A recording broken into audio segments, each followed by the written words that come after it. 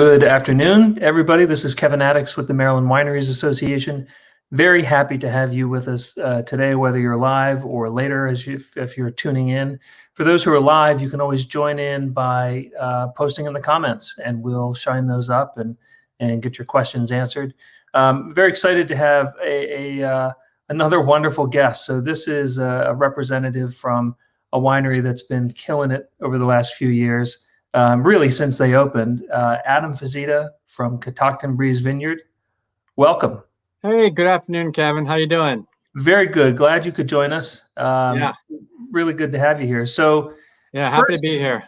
First, tell folks a little bit about Catoctin Breeze and about your background and your involvement. Sure. So there's always a long story, but I'm going to give you the short version. So Catoctin Breeze, we first planted our vines in 2009 and just a couple of rows, and we planted majority of our grapes back in 2010. We planted Cab Franc, Syrah, Viognier, Chardonnay, and then some Albarino a few years later. But it's pretty amazing story. My parents, they immigrated from communist Poland back in 1981.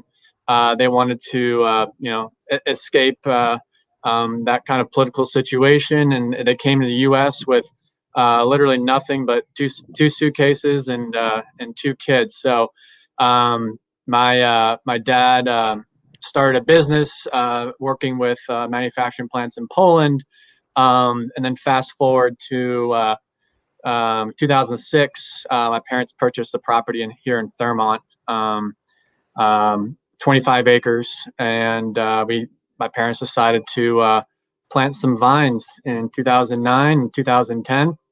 They bought the land with the intention of planting a vineyard, but didn't really know where it would take them. So we planted the varietals, Chardonnay, Viognier, all the other ones I mentioned, and we had our first harvest in 2012, and we were selling wine out of a barn, and we were very small production, and we only had just a few acres under vine, but we were selling out of everything out of this little barn that had no AC, no heat, and so as our wine club started to grow, we started to source more fruit from other growers, and soon realized that we need to actually build a tasting room with plumbing.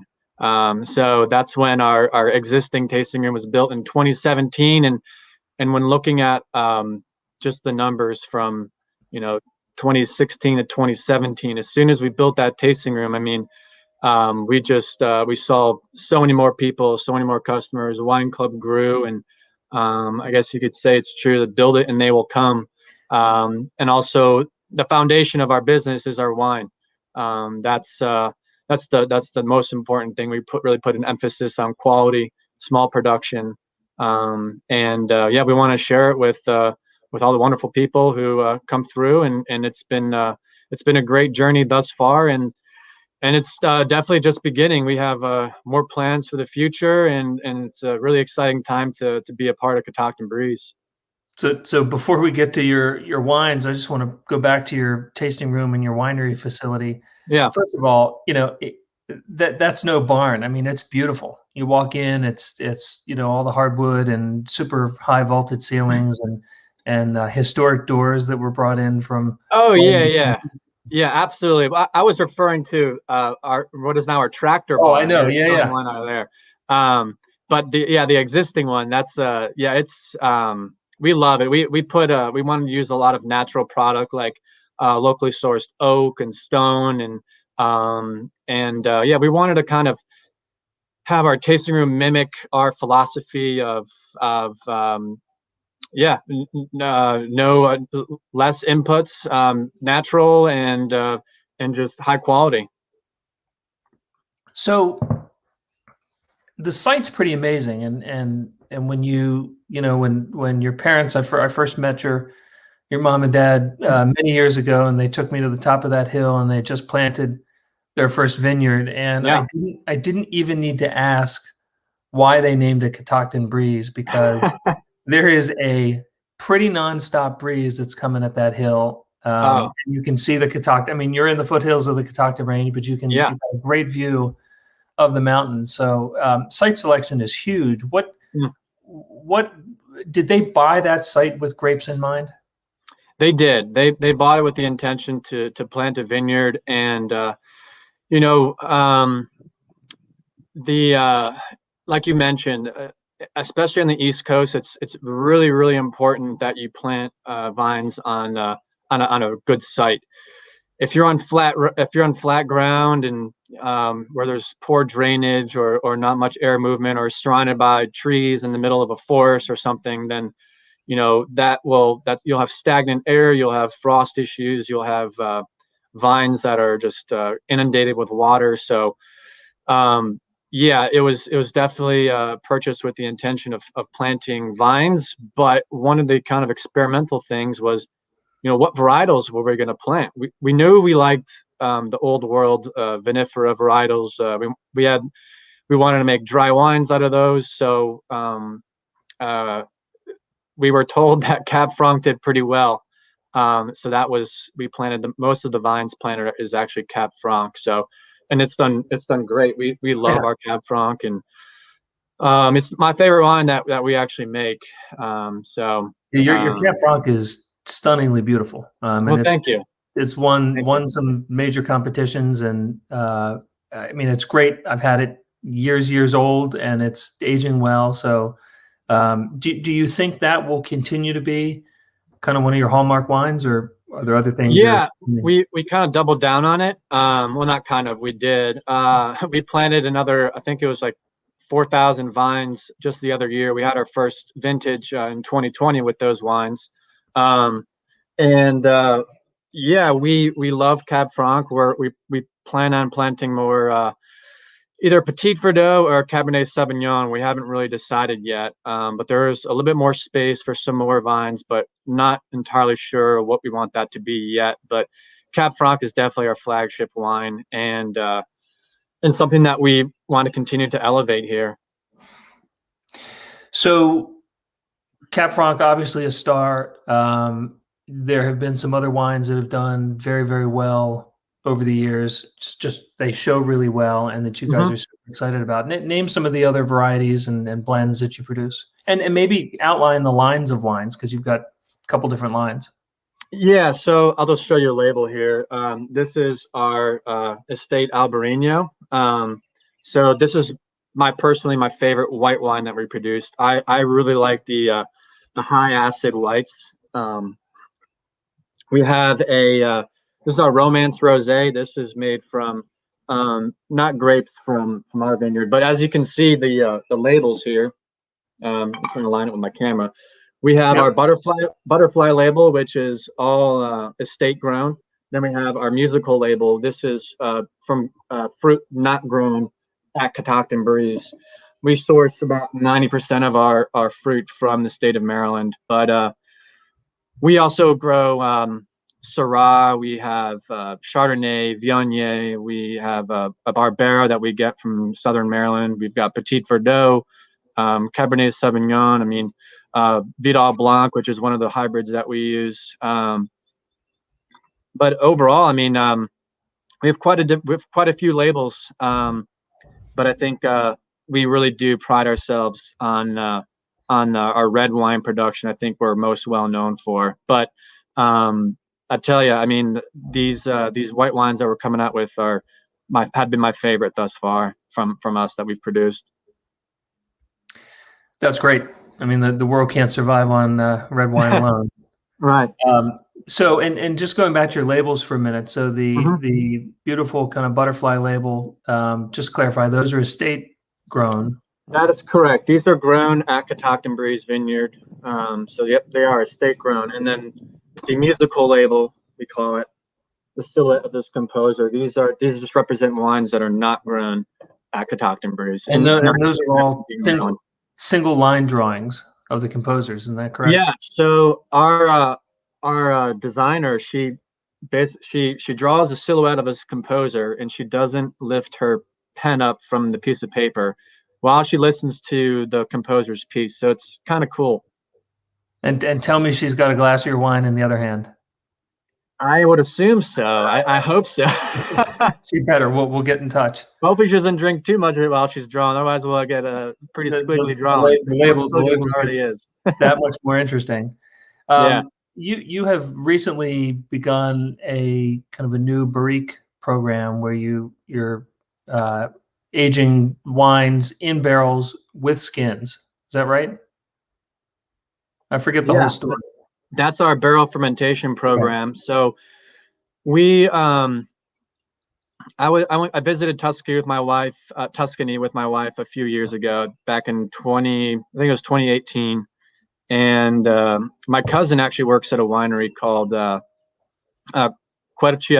It's a beautiful winery. It's organic and biodynamic, which is really neat. But she showed me that their high-end reds, they did barrel fermentation. So typically you'd ferment your red wines in either a large stainless steel vat or some other kind of vessel, not in an oak barrel.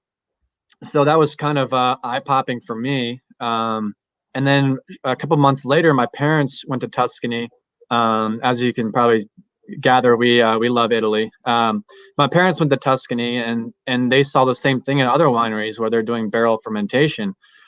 So we figured, we were talking with the producers there, and they said it's really hard to do at a large scale production, which we do not have. So we said, well, why don't we try like a few barrels at Catoctin Breeze and see how it goes. So we did a trial run of barrel fermented reds. We had a barrel of Cabernet Sauvignon barrel fermented, and then the traditional fermentation method of Cabernet Sauvignon. We did a trial comparison with our wine club to see which wine was more preferred.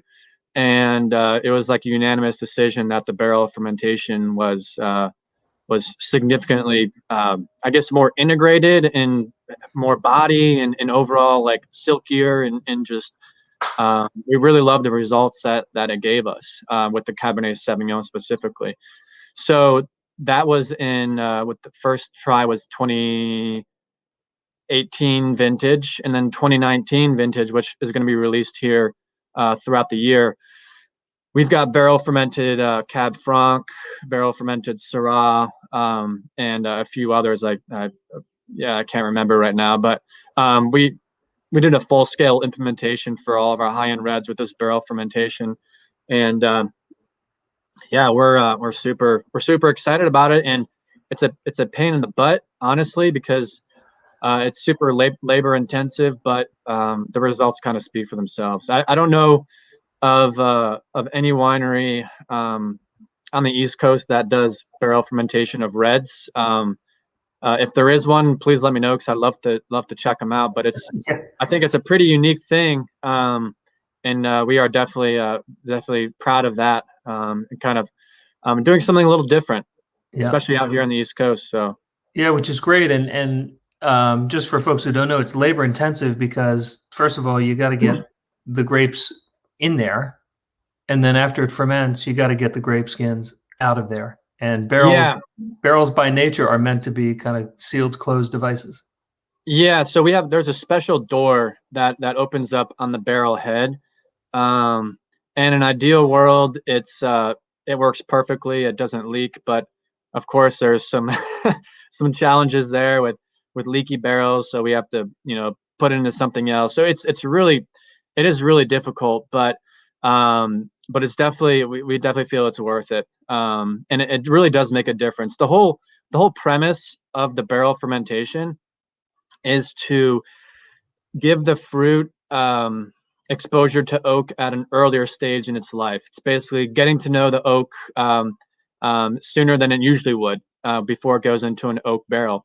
So it almost kind of fast tracks its way of aging, where it's this younger wine is drinking like it's maybe a year older. So I guess you could say it kind of accelerates the aging process or the integration process with the oak. it's not as disjointed right off the bat. Within its first year of drinking, it's already kind of gotten a head start. Yeah. So It we have yet comes to out see how smoother. it ages, but because it's still so soon. But I mean, the earlier oak integration, and also in those small vessels, those fermentation, the kinetics and how that works is, I think we also think makes a difference. But again, this is all one big fun experiment, and so far so good. So we're going to continue on with this barrel program and see how it goes. Will it be just for reds? Yeah, we do barrel ferment our Chardonnay, but Mhm. just the juice. But Yeah. yeah, we plan on just doing the must, the fruit, in barrels for the reds.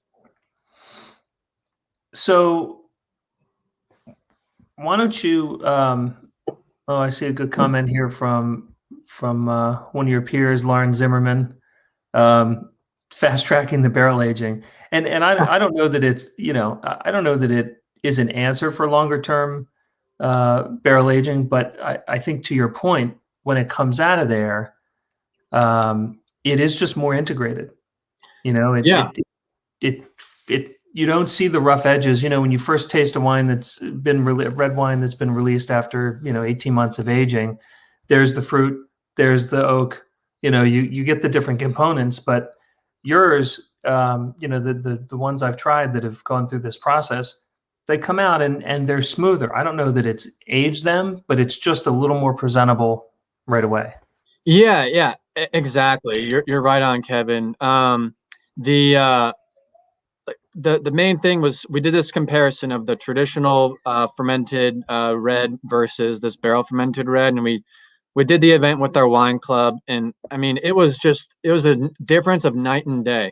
Specific, at least for Cabernet Sauvignon, it was a difference of night and day. I mean the barrel fermented version was drinking smoother. It was a little bit bigger, and I mean when we got these oak barrels, or French oak, I mean you open them up and right from the cooperage, I mean it smells like almost like sweet coffee and like caramel Yeah, and butterscotch. It amazing, amazing. it smelled amazing. So I can only imagine if you ferment fruit in something that smells that good, it's going to take on some of those components, and yeah, it really enhanced it. And I want to be honest though, we with other varietals, it was the difference wasn't as noticeable as it was with Cabernet Sauvignon.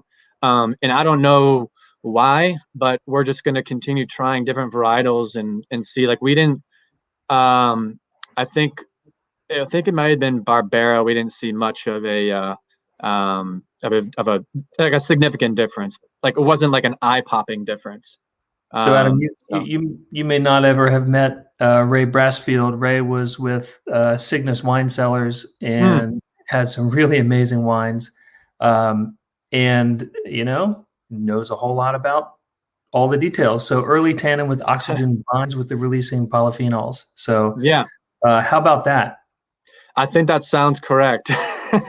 We're going to go with it. The answer has Yeah, come to us from YouTube. Thank you, Ray. yeah, yeah. I'm not a winemaker, so I can't really get into the too nitty gritty, but I know enough to be dangerous, I guess you could say. Well, and that's it's an interesting point, and I know nothing about chemistry, but when the grapes are going through that fermentation process and the yeast is working its magic, to think that it's interacting with oak, where normally it would be, or traditionally it would be in a more neutral, sterile environment, right, with Right. the stainless steel. That has to add a whole bunch. So it's interesting. I'm glad you're doing this, and everybody will have Yeah, to stay tuned for the yeah. A results. lot of fun, a lot of labor, but we couldn't do it if we weren't, a small boutique producer. So we figured, hey, why not? Let's try this. So it's yeah, and we got a special racking system with that has these rollers on them. So instead of punch downs, that's when you open up your tank and you use a tool to punch down the fruit. We put a locking bung on it, and we just rotate the barrels so the fruit will just kind of mix in without us having to open up the barrel and potentially contaminate it with whatever might be floating around in the air, or oxygen itself. So it's, there's a lot of benefits to it, but it's definitely does not come without its challenges. But it's definitely worth it in our eyes. In innovation, as long as it tastes good, we'll go with it, right? That's at the end of the day, that's all that matters, right? I mean, if it tastes good, or if it tastes better, then, and if it's juice is worth the squeeze, then go for it. I love it. Okay, well, I think you and your winemaking team will be presenting to the industry about the barrique technique, the aging technique. Yeah, absolutely. Let's jump in. Tell me about these two wines that you brought.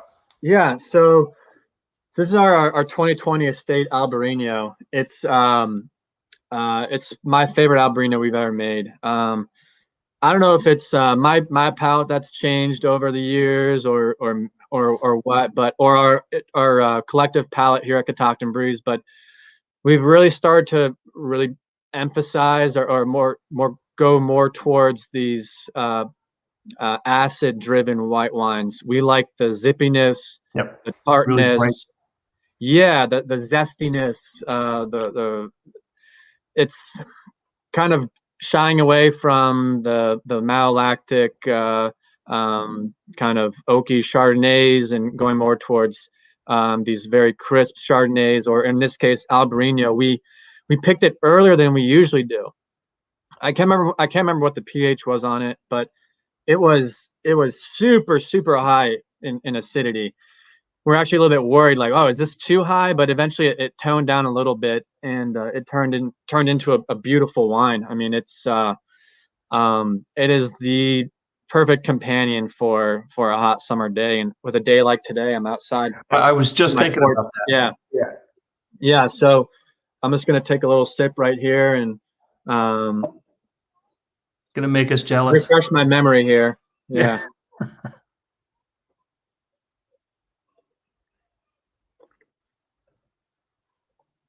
Yeah, I mean, it's like sweet tart. It's got some like lime, lemon. I could go on and on, but it's definitely very, very bright, very crisp, very refreshing. And it's a perfect representation of Albarino grown here in Maryland. And there are some parallels to where this Albarino originates from the Rias Baixas region in Spain, which supposedly resembles coastal Ireland than it does the rest of Spain. It's not dry. It's not a desert climate. It's very wet. It's it has that kind of Atlantic climate. Sounds like home. Yeah, exactly. So that's one of the reasons why we decided to give it a shot, is that the growing region there gets quite a bit of rainfall, just like we do. And we had some struggles with our Albarino in the few couple years, but the past two vintages have just been incredible. Last 2019 was the first time we were really like, okay, let's get a real nice acidic Albarino. And then 2020 we said 2019 was great, but let's make it even more acidic for 2020. But not too much, but right. It's very crisp. So if you're a person who likes those very tart, acidic white wines that are just thirst quenching, then this Albarino is it. Yeah, I'm telling you, it's fantastic. I love it. There's a lot of love for the Albarino. Kelly says she needs to get her hands on that one, and Claude says Albarino is nice. So yes, we'll start lining up. What's the retail price on it? This one is $33, and club members get a 10% discount on them. And we are releasing it this weekend, actually, to our wine club. Are you? Great. Yeah. But before we get to the next wine, tell us about the wine club. So our wine club is great. It's a lot of fun. It's the perfect way to kind of get the whole Catoctin Breeze experience. So, prior to COVID, things were a little different, but typically in a normal year, we have various events. We've got barrel tasting events. We have vertical tastings where we're trying Cab Franc from 2015, 16, 17, 18, 19. We do blind tastings where we tried different wines from around the world that are rated 90 points plus, and then we kind of line them up against our own wines, and wines being in the same price point, so we can compare price of the wine and also these scores, like if it has to have 90 points or above to be considered in our blind tasting. So we do things like that. We do a barbecue.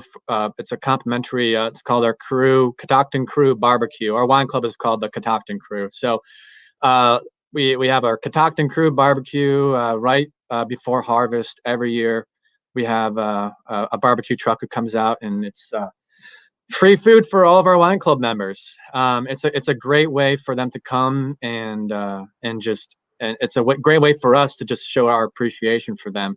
But in addition to that, there are discounts, and there are some wine club only wines that we have, only one barrel of, which is only 24 cases, which is not a lot. It's really small. So I'd say the main benefits, main takeaway from our wine club is the accessibility to the special events, the discounts on the wines, and access to some of our really limited production wines, which are always a treat. So, well, and having tried some of those limited production wines, it's worth signing up for, because you want to get a hold of those wines because you're not going to get them otherwise.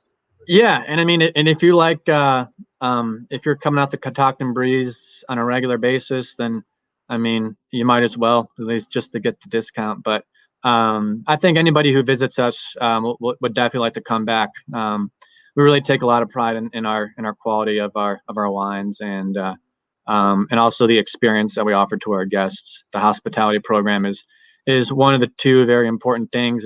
Is wine quality and exceptional hospitality. That's kind of our mission here at Catoctin Breeze. So our tasting room staff does a wonderful job at keeping everybody happy. Well, they do, and they're very friendly and accommodating and welcoming. Right when you first walk in, that's always, to me, a sign of how things are going to go. When you walk in, someone immediately welcomes you to being there. Yeah. Plus, you've got some kicking glassware. Thank you. We actually import these from Poland on a container ship full of industrial products for another business that we have. So it's kind of funny how that works. We order directly from the factory, and they send a pallet of a bunch of glassware over to a container consolidation warehouse, and then we bring it from there. So kind of neat. That's hard to get your hands on. Yeah, well, and it's totally unique too. I mean, the glassware is unique. Really good stuff. It's hand blown, made in Poland. My family's from Poland, so it's kind of neat bringing a part of Poland back to our winery. No, that's great. That's wonderful. All right, tell us about this next wine. Yeah. So this is our Romance Rosé.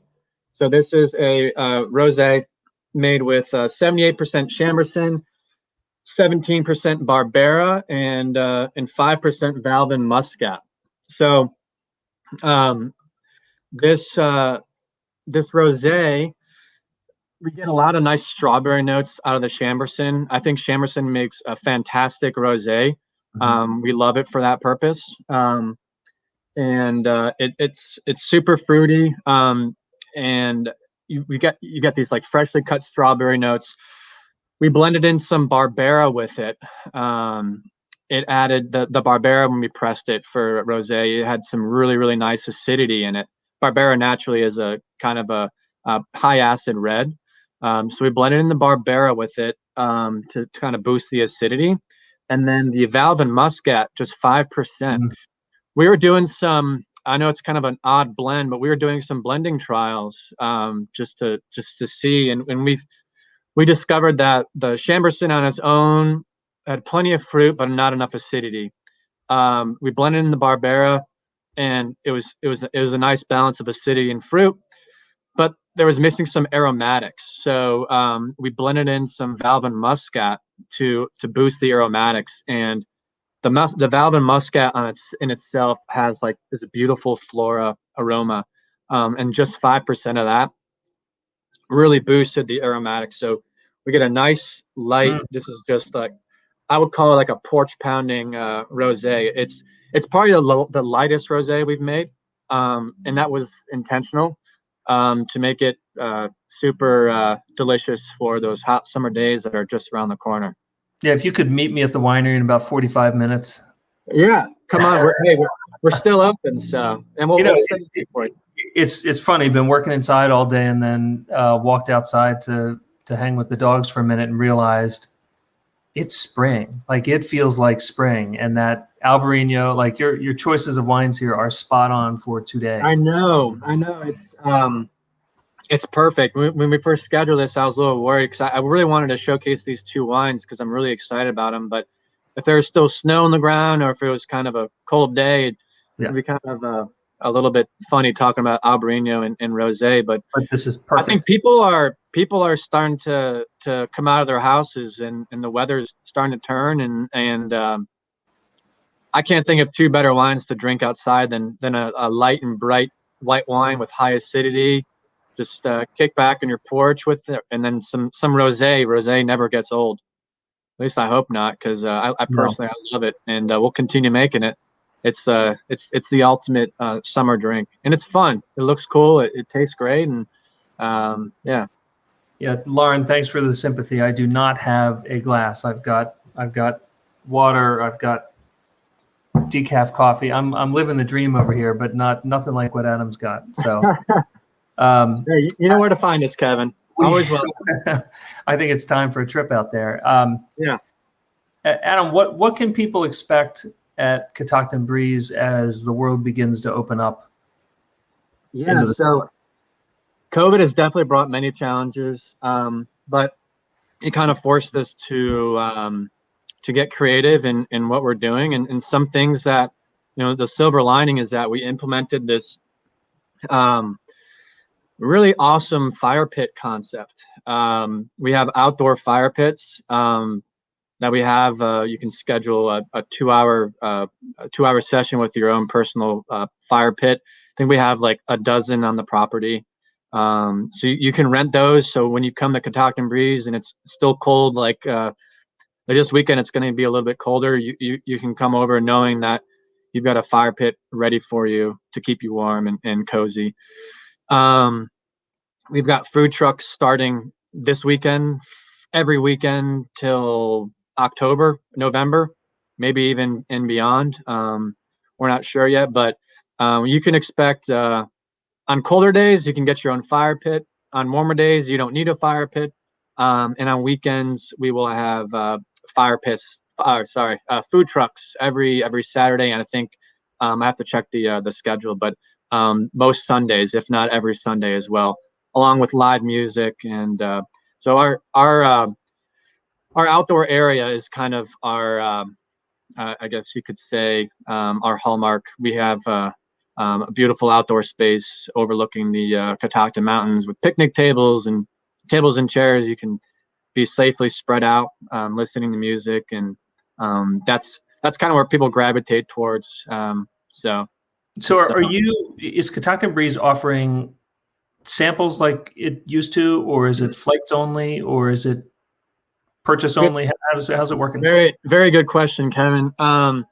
So we're not doing, at least for the foreseeable future, we're not doing tastings at the bar, but we have been doing private tastings on weekends. So you can reserve a private tasting with your own group, away from other people, and we'll probably continue doing that throughout the year. And we have we're probably going to be doing outdoor tastings as well, like private outdoor tastings. So you can take your group, go in a quiet area by the vineyard underneath the tent and do tastings there. So yeah, we're definitely going to be doing different tastings. And as things start to open up, we'll probably have more events like vertical tastings or blind tastings and barrel tastings for large groups of people. But right now it's kind of hard to do that. And that's not uncommon. I mean, we've heard Oh yeah.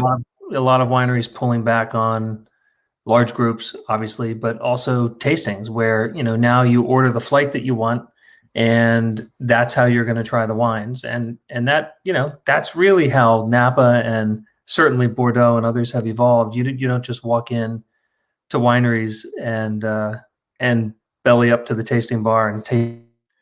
Yeah, we do honestly miss that concept, because it was a great way to meet people, to talk to people. But I will say that the private tastings are so much better, just because you have basically the guests have the one of our team members' undivided attention, and you can really dive into geeky details if you want. It's a more intimate experience, and I think it's just a overall better experience with a private tasting versus a quick tasting at the bar. If you just want something quick, it works out. But if you really want to learn about the vineyard and the wines, I think the private tasting concept is you can't get better than that. And then especially if we're doing the tastings outside, next to the vines, doing a tasting next to Albarino, drinking Albarino, I think that's pretty cool. So we might do something like that, where we're doing an estate tasting where you're tasting the wines. You're tasting wines that were literally grown 3 feet from you, seeing the vines and throughout the year as they change, going through the growing season. I think that's pretty neat too. So definitely force us to be more creative. Yeah, we've got a lot of great things for people to do and try. And if you just want to come and buy a bottle and be left alone, you can do that. If you want to do a full immersion of a private tasting, then we can do that too. So all depends on what you like. Well, and I think that's a good way to start wrapping up. I want to encourage everybody to get out to Catoctin Breeze Vineyard, and you don't need to wait for the beautiful summer. Get out there now. So you said the Albarino is wine club only right now? It's being released to our wine club this weekend, but I'm not sure if it's wine club only. I have to double check with Leah, our tasting room manager. Well, I think that is good reason for people to come out and join the wine club. Yeah. Either way, if you're watching this series or this video, then you can just say Adam says I can try the Albarino regardless. So just come on up. We're pretty laid back. You use secret code Get Me Some. Yeah. So Adam, let me be the first on live stream to congratulate you on your election to Vice President of the Maryland Wineries Association. Oh, well, thank you so much. I'm excited to be part of this team and to learn from everybody. So yeah, super excited to continue moving Maryland wine forward. Yeah, well, we're glad to have you. You've done incredible things with the winery, and we're excited about that. And Leah has just confirmed that yes, it's wine club only. So you got to join the face. Wine club. Winky face. Winky face, so which that means that if you're watching this, you can get it. Well, that's good. Well, Adam, thanks so much for joining us. Yeah, thanks so much for having me, Kevin. It was a pleasure. Hope to see you in person soon. It will happen, and especially because I got to get out there and use the secret code to get some wine. Or join the wine club. It's about time. Yeah, that's right. Where have you been? Come on. Yeah, we'll say hi to everybody. All right, will do. Take care. So with that, we'll start wrapping it up. I wanted to thank Adam Fizyta for joining us, and you'll see a little scroll, a little cable news network scroll at the bottom saying, hey, if you're not one of those people who joined our Wine Explorer Club, you didn't get a set of pretty cool wines last week. Some great reds, some great whites, and a very cool Maryland wine history pack. So we've got some other ones coming up pretty soon. In April, we launch it again, and we look forward to you joining that. And of course, get out there to Catoctin Breeze and join that wine club to get those wines. With that, thank you all very much for joining. Cheers.